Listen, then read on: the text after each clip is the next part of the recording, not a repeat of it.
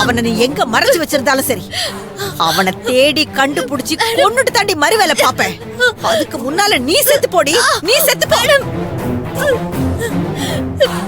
அம்மா, அவளை விடாதம்மா, கொன்னு போடு. இல்ல மேடம்.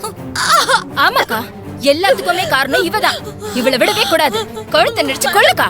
மேடம் இல்ல. ஆமா நீ, இவ டெட் பாடி எங்க போச்சுன்னே தெரியாத அளவுக்கு இவளை டிஸ்போஸ் பண்ண வேண்டியது என்னோட பொறுப்பு. அதனால தைரியமா அவளை கழுத்து நெரிச்சு கொன்றுங்க. பொண்ணால தானடி என் பொண்ணு சாக போனா, நீ செத்தாதாண்டி நாங்க இங்க நிம்மதியா இருக்க முடியும். மேடம் விடுங்க.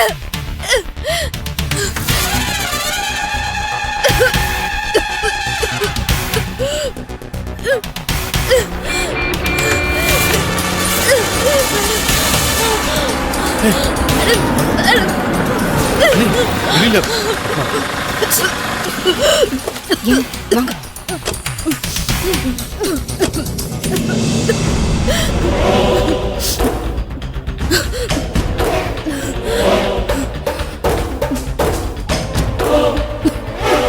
கவி,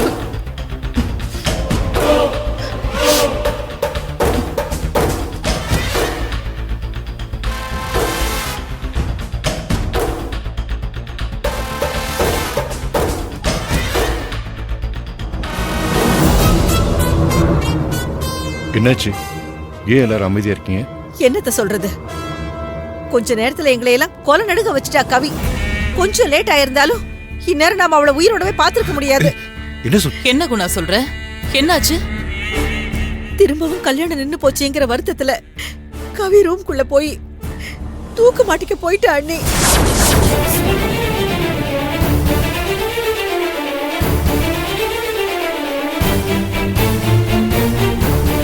நல்ல வேளை சுந்தரம் தம்பிதான் கதவை உடைச்சு உள்ள போய் காப்பாத்தினாரு. இல்லனா இந்நேரம் என் பொண்ணு உயிரோடவே இருந்திருக்க மாட்டான்னு. அடுத்த நிமிஷமே நானும் போய் சேர்ந்திருப்பேன். குணா, என்ன நீயும் இப்படி எல்லாம் பேசிட்டு இருக்க? கவி, உனக்கு வயசு என்னாச்சு? ஏன் நீ கொஞ்சம் கூட மெச்சூரிட்டியே இல்லாம இந்த மாதிரி நடந்துட்டு இருக்க? அது என்ன, எதுக்கு எடுத்தாலும் தற்கொலை பண்ணிக்கணும்னு உனக்கு தோணுது? தற்கொலை பண்ணிக்கிட்டா எல்லாம் சரியாயிடுமா?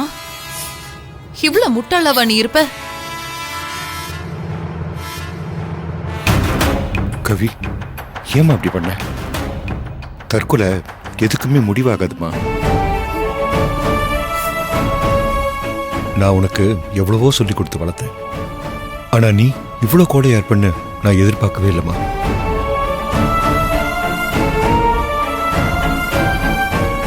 காரணம் இல்லாம இந்த உலகத்துல எதுவுமே நடக்காதுன்னு நான் உங்ககிட்ட நிறைய தடவை சொல்லியிருக்கேன்.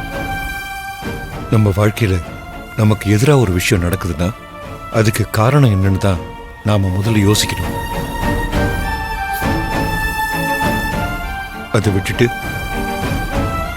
நம்ம வாழ்க்கையில நாம ஆசைப்பட்ட ஒரு விஷயம் கிடைக்கலன்னா உடனே இனி நமக்கு வாழ்க்கையே இல்லைன்னு முடிவு இருக்கிறதெல்லாம் எவ்வளவு பெரிய முட்டாள்தனமான முடிவு தெரியுமா? அப்பா, என் வாழ்க்கையே மகேஷ் தான்ப்பா.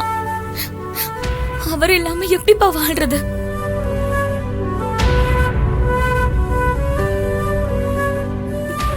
என்ன மகேஷ் திரும்ப வரவே மாட்டாருங்கிற மாதிரி பேசிட்டு இருக்க? போலீஸ்ல கம்ப்ளைண்ட் பண்ணிருக்கோம். கண்டிப்பா அவங்க மகேஷ கண்டுபிடிச்சு கொடுத்துருவாங்க. மகேஷ் கண்டிப்பா சீக்கிரம் வந்துருவாரு. அதனால அவரை பத்தின எந்த கவலையும் உனக்கு வேண்டாம், சரியா? மகேஷ் வந்ததுக்கு அப்புறம் உனக்கும் அவருக்கும் கல்யாணம் பண்ணி வைக்க வேண்டியது ஏன் பொறுப்பு, சரியா?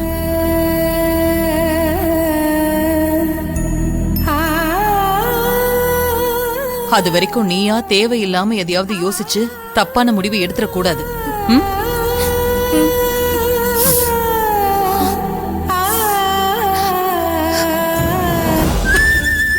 அஞ்சலி,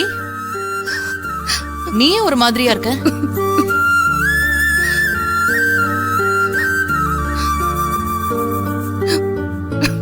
கேக்குறாங்கல்ல, சொல்லு. அது ஒண்ணும் இல்ல மேடம், நான் நார்மலா தான் இருக்கேன். இல்லையே, கண்ணெல்லாம் ஒரு மாதிரி செவந்திருக்கு. போன ஜென்மத்துல இந்த நாட்டாம வக்கீலா பிறந்திருப்பாளோ? வாயை வச்சுக்கிட்டு சும்மா இருக்க மாட்டேங்கிறாளே. அது கல்யாண வேலையெல்லாம் பார்த்துட்டு இருந்தேன்ல, அதனால நைட்டு சரியா தூங்கல மேடம். அதான் கண்ணு செவந்து போயிருக்குன்னு நினைக்கிறேன். இப்பதான் கல்யாணமே நின்னு போச்சே, இப்போவாவது போய் ரெஸ்ட் எடு போ.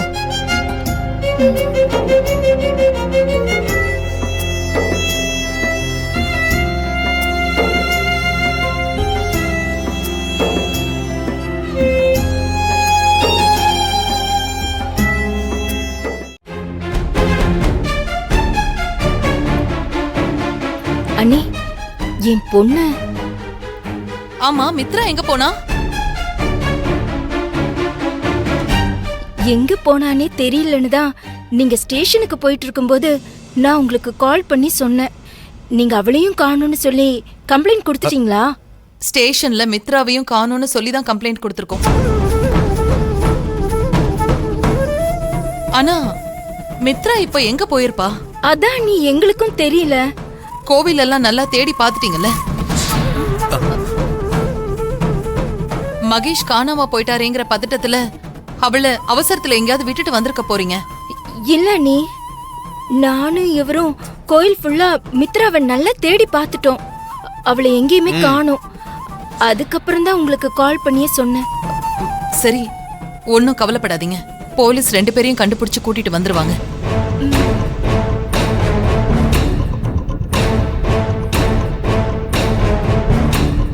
ஐயோ, அந்த பசங்க போலீஸ் கிட்ட மாட்டினானுங்கன்னா நம்மளையும் சேர்த்து போட்டு விட்டுருவானுங்களே. அது தெரியாம இவ அவசரப்பட்டு கம்ப்ளைண்ட் பண்ண சொல்லிட்டாளே. இப்ப என்ன பண்றது? இந்த வீட்ல நடக்கிற எல்லா குழப்பத்துக்கும் என்ன காரணம்னு கூடிய சீக்கிரம் நான் கண்டுபிடிக்கிறேன்.